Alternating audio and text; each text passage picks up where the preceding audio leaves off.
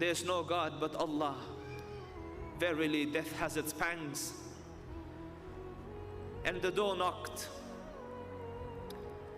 And the brother of Aisha radiallahu anha enters. And he has a siwak.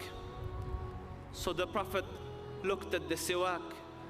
And Aisha radiallahu anha noticed. So she said, do you want it, Ya Rasul? So he nodded, as though thinking, I will be meeting the Dhul Arsh al-Majid and fa'alul lima yurid. Let me siwak my teeth. So she summoned for the siwak and softened it with her own teeth and with her own saliva, and then started to siwak his teeth. And he touches the water and puts it on his forehead. So then the fever increased, she panicked. And she reads the maw'idat to rub it on him. But he says, no, Ya Aisha, but salillahumma ar-rafiq al-a'la.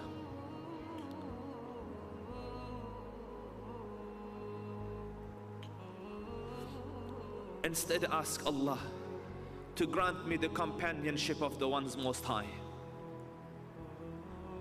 And then Aisha says he looked up as though he saw something. And then he said, Allahumma ar-rafiq al-a'la.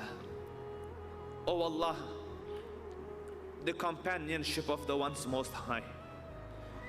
And she says he lifted his hand and his hand dropped. So she said, I said to myself, the Rasul had told me that the prophets are given a choice before death, either to live for eternity or the meeting of their Lord. And the Prophet has chosen the meeting of his Lord. And as his hands dropped, the room became filled with fragrance.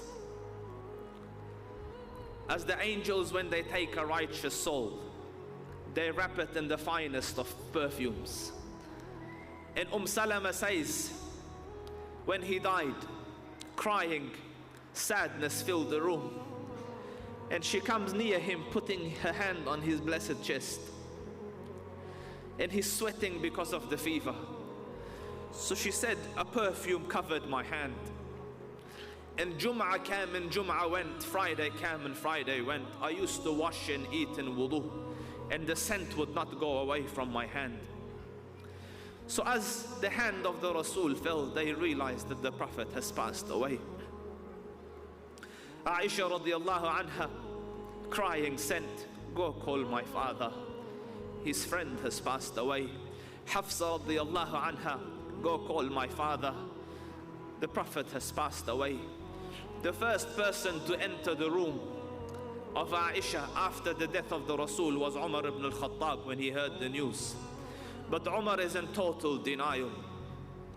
He knocked, asked permission. Aisha covered herself. The other wives covered themselves. In the time of ham and gham, na'am, even in time of difficulty, they never forsook the deen. And he comes to the Prophet sallallahu alaihi wasallam, and with him is Mughira ibn Shu'bah. And he looks at the Rasul and he says, wa ghashya, wa ghashya, wa ghashya. Oh, you are so unconscious. You have fallen so unconscious. You are so unconscious. And he walked out. So Mughira said, walking with him, Ya Umar, the Prophet hasn't fainted. Mata Rasulullah. The Prophet has passed away.